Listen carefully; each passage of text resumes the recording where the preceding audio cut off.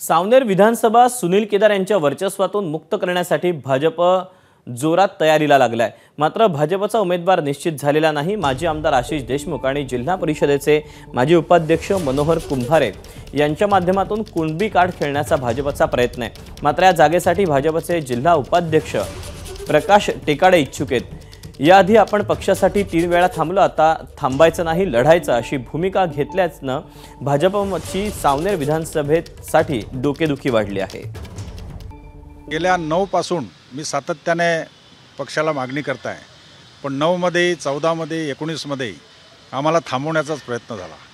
पण आता काय विषय आहे, म्हणजे पक्षाचं काम प्रामाणिक करताना आणि केदारांना गेल्या 25 वर्षापासून फाईट करत असलेला आमचा विषय, आमचा संपर्क म्हणजे संघर्ष, तर त्याच्यामध्ये पार्टीने विचार करायला पाहिजे। प्रामाणिक पक्षाचा पाईक म्हणून गेली 32 वर्ष कुठेही मी पक्षाशी बैमानी केली नाही। सातत्याने 2004 पासून तर 2019 पर्यंत सातत्याने सुनील केदार निवडून येत आहे। पक्षाने ज्याला कोणाला तिकीट देईल, परंतु निष्ठावान कार्यकर्त्यांना त्यांनी पक्षाने तिकीट दिली पाहिजे। एबीपी माझा, उघडा डोळे बघा नीट।